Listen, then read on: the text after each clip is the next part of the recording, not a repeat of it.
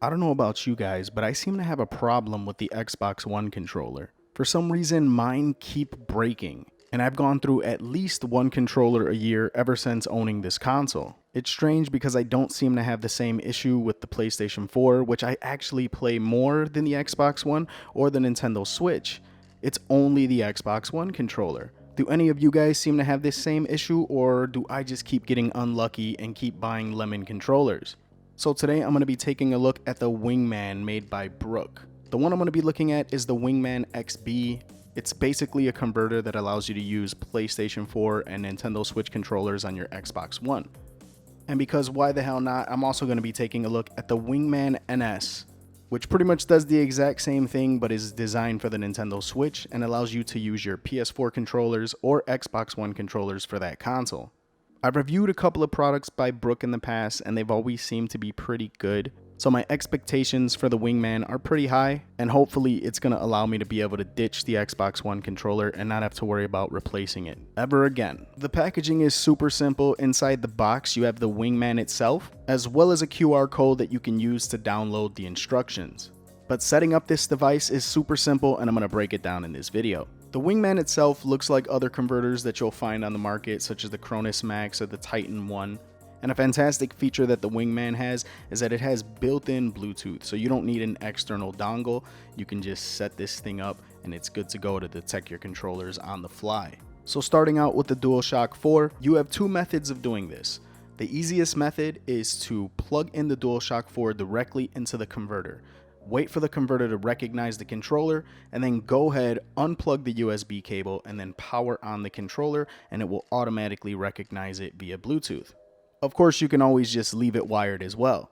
Another way to do this is to click both buttons on the corners of the Wingman, and that will engage its Bluetooth scanning mode. Power on the PS4 controller via Bluetooth, and just go ahead and wait for it to connect. Like I said, super simple and ready to go.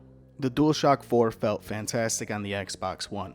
If I didn't know any better, I would think that this controller was made for this console. It was really solid and I didn't notice any lag or latency whatsoever, even while in Bluetooth mode.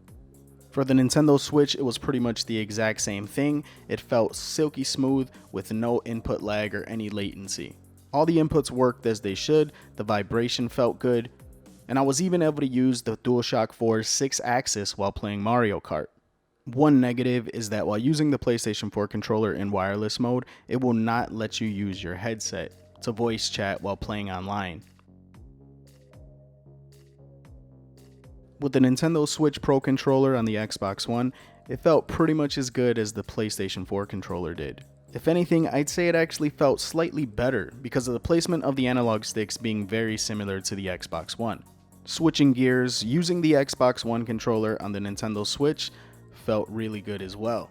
As much as I like the Nintendo Switch Pro controller, it's probably actually my favorite controller. Man, it felt so good to play a first-person shooter using the Xbox One controller on the Nintendo Switch. Despite me and the Xbox One controller having a love-hate relationship, I still feel like this is one of the better controller designs for first-person shooter games.